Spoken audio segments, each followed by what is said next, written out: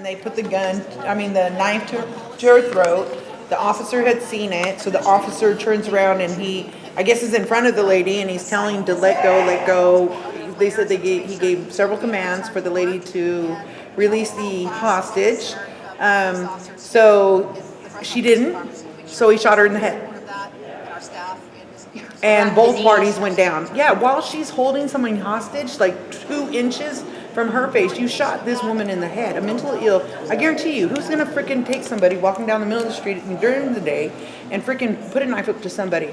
I'm pretty sure she didn't want none. She probably has severe mental illness. Something happened. We don't know what happened, but officers should have been trained better not to shoot somebody in the head while they're sitting there holding someone hostage. Who are you? Is that the protocol? No. Hostage situation is for hostage negotiators. Why didn't they call in the team? This is what we're talking about today, is mass discretion is having, all these police weaponized with more weapons and not being trained. That's why I talked about mental illness. What's going on with this officer? You just shot a woman in the head. A woman with mental illness in the head. Like, why are they always doing headshots? They could have tased her first. Yes.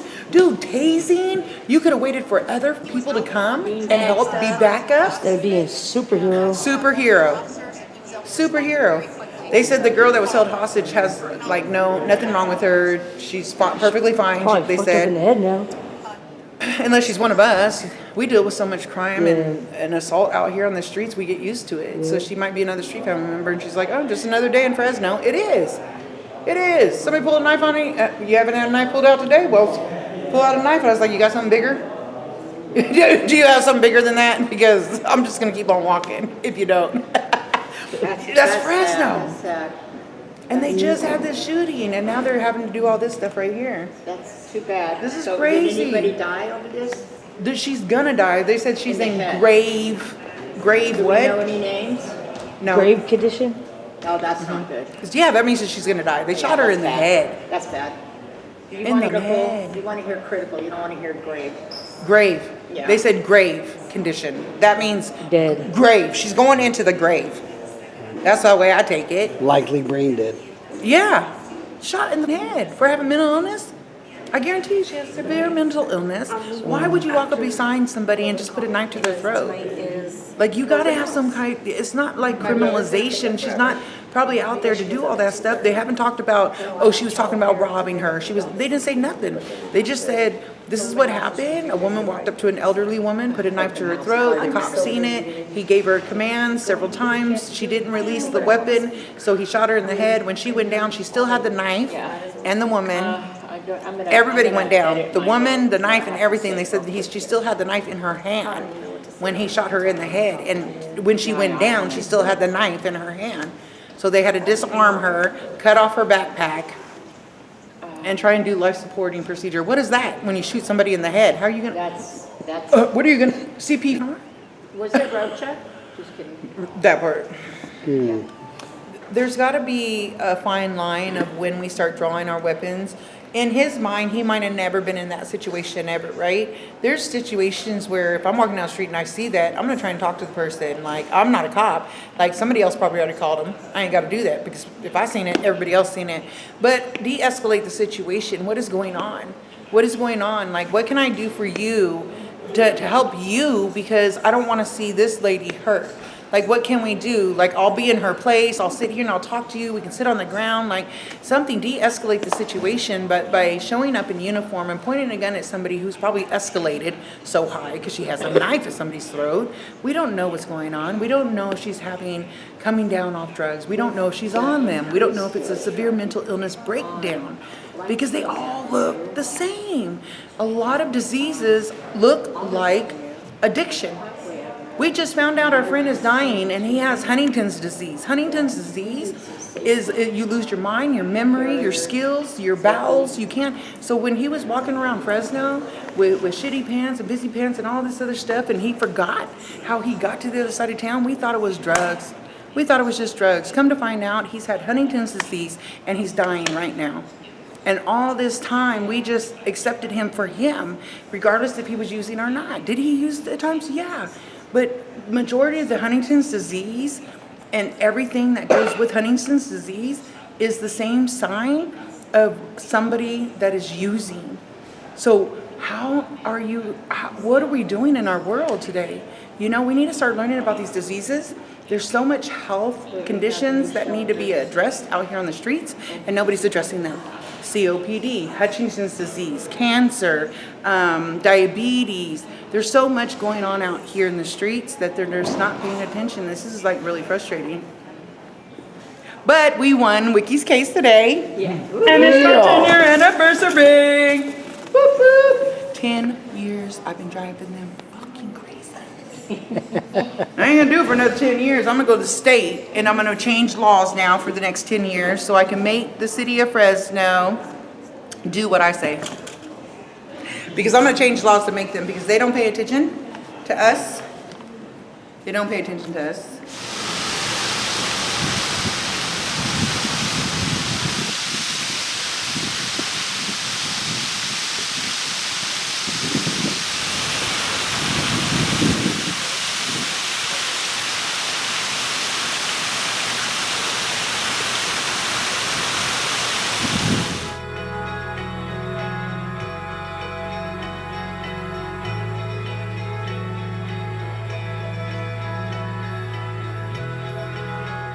Good morning, Mayor and City Council members. My name is Ruben, and I am a resident and voter of District 5. I would like to begin by welcoming my incoming council member, Brandon Vang, and congratulate him on winning his council seat. I'm here to address the agenda item 2-0 related to AB 481, which is currently on the consent calendar. I strongly urge you to pull this item from the consent to allow for a thorough and robust review of the report concerning the use of military equipment policy and its implications for cost effectiveness, public safety, and civil rights in our community as required by state law AB 481. AB 481 is critical legislation aimed at ensuring transparency and accountability when it comes to the use of military-grade equipment by law enforcement. The law requires all law enforcement agencies to engage with communities they serve before acquiring or deploying such equipment into the communities.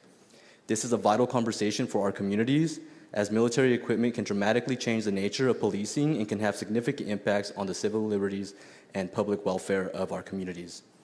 However, it is concerning to note that it has been observed that Fresno Police Department has not yet held the required community meeting as mandated by this law. This is not merely a procedural misstep, but represents a failure to acknowledge and respect the voices of community members who should be at these meetings and have a say in how their safety is managed and how military equipment is utilized in our neighborhoods. I implore the council to take a stand for transparency and community engagement by tabling this item until Fresno Police Department fulfills its legal obligation to gather public input by holding a well-publicized, conveniently located community engagement meeting before having its use of military equipment considered by the City Council. It is essential that our community feels assured that safety measures being implemented are not only effective, but that they respect the civil rights and that it safeguards their well-being. By prioritizing communities' right to engage in a crucial discussion about military equipment and its implications, you will be reinforcing trust between law enforcement and the citizens that they serve. Thank you for considering the importance of pulling this item from consent and ensuring that our community is involved in the conversation around public safety and civil liberties. Thank you for your attention to this matter. That concludes my comments. All right, next we have Whitney. Good afternoon, council members. Thank you. My name is Whitney, and I'm here to ask you to please reject the renewal of California Bill AB 481. The acquisition of military-grade weapons for civilian police forces should not be normalized by any city in California. What is the purpose of acquiring these weapons if not to use them on us? Officers can acquire these weapons and equipment in a question and do not have to receive any special training or methods of restraint in confrontations, nor are there any systems in place to hold these officers accountable for using them. There is a toxic warrior mentality culture among officers, not individual ones, but as a culture. This creates an imaginary perceived threat and a divide between them and those they sign up to protect. And this rift is a threat to civilian safety. Historically, South and Southwest Fresno have a much higher rate of experiencing abuse and mishandling by law enforcement. How will this affect already vulnerable populations, and how can we ensure that they will not abuse this power? The most current stats on Fresno PD's website state that violent crimes are down over the last 2 years. So what exactly are we needing? What exactly are we preparing to fight a war on? Sorry, I'm a little nervous. According to the policescorecard.org, from 2013 to 2021, there were more police shootings per arrest than 66% of other departments in California. And from 2016 to 2021, Fresno PD used deadly force before trying non-deadly force 82% of the time more than other departments in California. There's strong evidence to suggest that the impact of cop cities on communities erodes trust and cooperation with leadership. There are cop cities all over the nation, and we can see in Atlanta, Seattle, and Los Angeles what this does to communities, not to mention the immense property damage and innocent bystanders suffer from not being careful. Hi, good morning, council members. My name is Ariana, and my family and I are homeowners here in Fresno in districts 1, 2, 5, and 6. I'm a community-based mental health therapist and a small business owner. I have worked in community mental health for over a decade. I'm speaking in regards to contested consent agenda item 2O on the police department's use of military equipment, and to request your leadership in city council complying with state law by continuing the item to a future meeting. There are 2 AB 481 state law compliance issues. First, Government Code Section 701E says the governing body shall review any ordinance that it has adopted pursuant to this section approving the funding, acquisition, or use of military equipment at least annually and subject to paragraph 2, vote on whether to renew the ordinance at a regular meeting held pursuant to the Ralph M. Brown Act. Reference paragraph 2 says the governing body shall determine, based on the annual military equipment report submitted, whether each type of military equipment identified in that report has complied with the standards for approval. Those standards are defined in the state law and include cost effectiveness, as well as whether the policy will safeguard the public's welfare, safety, civil liberties, and civil rights. Because agenda item 2O is on consent, such a review is not possible, and it's obvious that there is interest in this room to continue that conversation. Second, the same state law goes on in section 7072B to say within 30 days of submitting and publicly releasing an annual military equipment report, pursuant to this section, the law enforcement agency shall hold at least one well-publicized and conveniently located community engagement meeting at which the general public may discuss and ask questions regarding the annual military equipment report. Such a community meeting has not happened, and we're requesting that Fresno PD should follow the AB 481 state law and hold this meeting before having its use of military equipment considered by City Council. Any previous community engagement done by FPD prior to the middle of March, when the annual report was released, does not count towards this requirement. It must come 30 days after the report has been published. I'm requesting the council members pull this item from consent and continue the item until Fresno PD has had the opportunity to comply with state law by holding the required community meeting as mandated. Renewing AB 481 for another year would do so without complying with state law. Fresno Police Department released its military equipment report before March 13th and has not held this meeting, at least not one that is visible on the department's website or social media accounts. In addition, we have searched the website and these accounts and found no evidence that the department held a community meeting about its report on military equipment within 30 days of its publishing last year either. That's 2 years in a row that Fresno PD is out of compliance, which makes it an outlier. Okay, it does. Which item are you speaking on today? The one that they were talking about. Okay, Which one is that? 2O 2O, so that's what I'm gonna talk about, 2O. regarding, The weaponizing of the Okay. police all right, department. thank you. Okay, so I don't know if you guys know, but at 10 a.m. this morning, a Fresno police officer just shot somebody. The suspect is currently in the hospital right now. So I'm in support of what they're saying. We really need to get the community involved in all of this. There's a lot going on out here. There's a lot of stuff I think the police need more counseling, more therapy, how to deal with stuff, because they're too quick to draw their guns. They're too quick to draw their batons, their sticks, and all that stuff. And I just really think that, you guys want more support from us, then you need to start listening to us when we're requesting open public meetings so we can discuss this and be a part of it. You want us to pay taxes and you want to raise them, but you don't want to listen to us. So we definitely need to listen to your community in every single district, not just Fresno 1, 2, or 3, but in every single district we have issues with the police officers, and a lot of them need to have severe counseling. I have been working on these streets for 10 years, and let me tell you, the trauma and the stuff that I've seen out here on the streets has really messed up my head. So there's no way a police officer can see more than me and have to deal with more than me, not have to sit there and have any type of mental health issues which interfere with their duty as a police officer. They're supposed to be peace officers protecting our city, and this is not happening. We need more training, longer training. When officers are shooting people, they should have a whole year off, like a lot of extensive counseling, because when you take somebody's life, you're not going to get over that. So how many times do you want these officers to continuously go and beat themselves up? We need to hold you accountable, and we'll continue to do it. You guys need to follow the state law, that you guys are not bigger than the state of California, so you need to follow what is put there. I'm pretty sure you guys probably voted for some of these, so follow your own advice, and let's bring safety back to our community.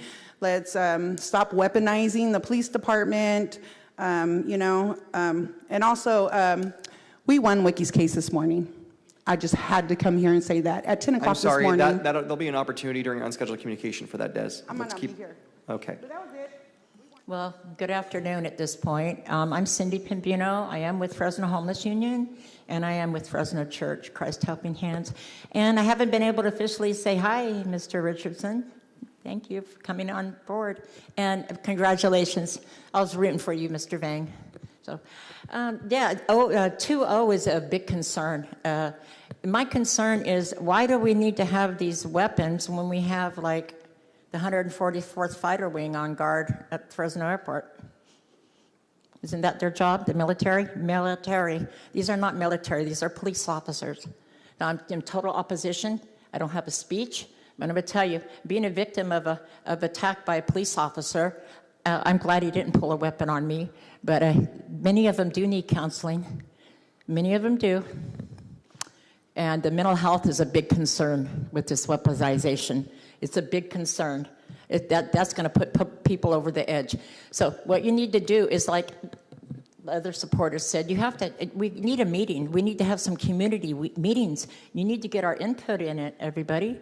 What happens here? What's happening? You're shutting your communities down. So let's open it up. Let's all get together. Let's work together. Listen to us, please. Thank you. Got it. 2-0. And this was regarding the approve the renewal of the Fresno Police Department's annual military equipment use report. And that is moved by to contest the consent by VP Arias. I know, right? Yeah. Thank you, Council President. A couple of questions for the police chief. You ready? Okay. I don't have questions about the inventory, Okay. essentially, but I do have questions on process. Okay. One question that was raised by the public on public meetings, I'm going to defer to city manager and to city attorney to address. Okay. That seems to be what the members of the public have raised is counter to what the city has been implementing since this legislation passed. So I'm going to defer to the city attorney and city manager for them to address those questions when they see fit. My question is particular to your item is I don't see any information on how often this equipment is utilized. It's in there. It's it's kind of buried, so you may not Yes. see it. Did you want to know on anything particular? Can you just point me to where it's at? Sure. Where So would let's be? say, for instance, the first item are the robots, Uh-huh. and it's page 2 of the actual memo, the report itself. And you'll see in there, right at, well, I can tell you for sure on the drones, it's 476, and it's in there under one of the bullet points on page Could you just do me a... page 7. Page 7? Yeah, that's the easiest one for me to reference quickly. All right. Could we just get a public memo describing, outlining how often each piece of equipment was utilized in the last year? Yeah, it's in here, and we should make it clear if it's Yeah. not jumping Just out like a at you. table would be Yeah. sufficient for me. Okay, we can do that. Secondly, I noticed that you have a process for when you no longer use certain equipment, I think, forgot what you call it. You basically decommission it.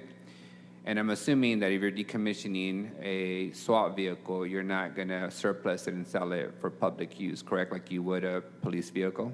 Well, yeah, Fleet would handle it, so it would depend on the fleet. So- We have never gotten rid of one that I can remember, so I don't know what process was used. So for example, when we're replacing the helicopter, you're going Yes. to decommission the existing helicopter. What's our process for making sure that these weapons of military purpose are not decommissioned and sold to the public? Yeah, well, there's no munitions. The helicopter's just a commercial grade helicopter, so that would again But be up you- to an auction, and there's a process. I do know that. AR-15s, all this Those- military we do not sell them robots. to the public. So what is our process is my question for decommissioning this military equipment? Yeah. And making sure it doesn't get in the public's hands. Okay, let me call up my commander on that Perfect. because he knows the process. Yeah, This is Lieutenant Madrigal. thank you.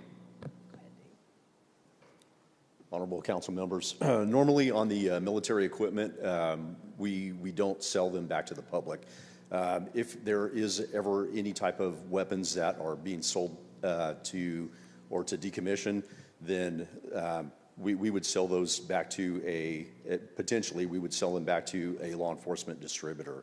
And normally those get sold to another law enforcement agency. So for example, one of these robots, at some point, they're not going to make parts for the robots, right? So you would decommission it. Right. What would you do there? I know sometimes with guns that we capture, we melt them down or recycle them in some way. What is the process for a military-grade robot when it's time for decommissioning? That one's not his area. We haven't decommissioned one in so long, I don't know that we know. But I know that we can chop guns, we do things like that when we destroy them. So there's definitely a process that we use to destroy hardware that we don't want in the public's hands. I just can't remember a time that we've decommissioned. You can see our robots are fairly old, so it's before my time that anything got decommissioned. My second question around decommissioning as well is your drones. Based on your report, you have 76 drones on Yes. inventory, and that's nearly 100 drones. When you decommission those, what do you do with them? How do you decommission them so that, Tyler Maxwell is not flying a decommissioned city drone, as he's taking photographs at Woodward Park? Well, I can say every one of our drones is a consumer grade drone or UAV. There's nothing that a normal person can't purchase. That being said, we've hung on to drones for so long now as a backup fleet to our newer improved. That's why you see so many. They're backup, and sometimes we have to have two, right, for battery life to get one up So you before don't the other have one any comes down. military-grade drones? No, we It's do all not. what anybody else would be able to buy in the retail market? Yes, consumer grade. Okay, that was my concern. Okay. Thank you. Appreciate the welcome. answers. I look forward to the memo on the utilization of this Yes, equipment. I'll get that to you right away. Thank you. Council President, with that, I'll make a motion to approve. Thank you, Council Vice President. Is there a sec? Oh, well, we have another councilman punched up, but is there a second? Let's go ahead and go to Councilman Esparza, and then we'll see. Yeah, I don't know if the question was answered yet, but in terms of some of the issues that the public commenters brought up with respect to the process, I want to also put the city attorney on the spot. City attorney, what is your opinion on sort of our compliance with respect to the public hearing process? Sure. So AB 481 has a 30-day noticing requirement, which I believe, according to the city manager and police chief, we've met. I think the notice went out March 5th. It's a posting requirement, and it was posted on the city's website, I believe, on the 6th of March. Yes, and so the law also calls for a community meeting where questions may be asked and discussion had. It doesn't really describe a format per se, but we've advised the city manager that this is the community meeting that complies with the law. Okay, I think maybe we now that I'm glad that's clear, and I think that that kind of, we should make that clear, I think, to the public, and provide an opportunity for those folks to continue kind of providing that input. They did, but it was more around process rather than their actual input to a degree. So I appreciate the clarification there. And then with respect to some of the other stuff I heard about our police department and being quick to lethal, I think from a data perspective and from an anecdotal perspective, I have not found that to be true. I've been out in the field with these folks and seeing these very dangerous situations develop before my eyes and seeing them handle it in a very professional manner. They're very quick to the non-lethal kind of methods. And I think, again, that's anecdotally as well as within our data, and especially when you look at other police departments and the issues that they're facing. I just think our police force here is particularly well-trained and professionalized. And so I don't think there's really a ton of merit to those claims, despite these one-off incidents that will naturally occur from time to time, unfortunately. So I wanted to put that out there, but also wanted to address the concerns on kind of both ends of some of the stuff we heard from our guests here today at City Hall. Thank you. No, I really appreciate your comments, Councilman Esparza. Perfect questions to ask. One thing I'm going to say, Chief, is people come here and they have every right to be here and speak their mind. And it's their truth, but it doesn't mean it's actually the truth. So when people make statements about the wellness of our officers, for example, I take that to heart very personally, because in my time here, we've invested millions of dollars. We have a new wellness center for our public safety personnel here in the city, and it is in Councilmember Vang's district in the old district Southeast District office.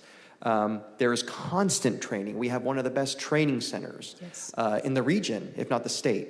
So what I'm going to encourage, though, with the statements that were made today about the incident that may have occurred, and I really appreciate your comments, Councilman Esparza, I would encourage the administration and the department to get them with kindness and get them with the facts, because the media may say, this person was here and they said this, and that's true, they did say that, but what that person said was their opinion, not truth. And our officers are very brave.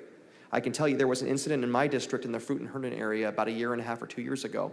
It was regarding that person that was that group that was caught making bombs, and I think they tried bombing a parole officer's vehicle, and they actually succeeded. Probation vehicle. But they were making those bombs in my district, and there are neighbors that live there, and I don't want our officers who we invest millions of dollars on getting hurt in the process. So there are times when you're dealing with an elevated threat, and there's a legitimate need for that equipment. So I just tell you, from my perspective, and I think from the perspective of Northwest Fresno, we appreciate our officers, we honor your bravery, and we want you to be safe in the field. Thank you very much. Anything else I can answer?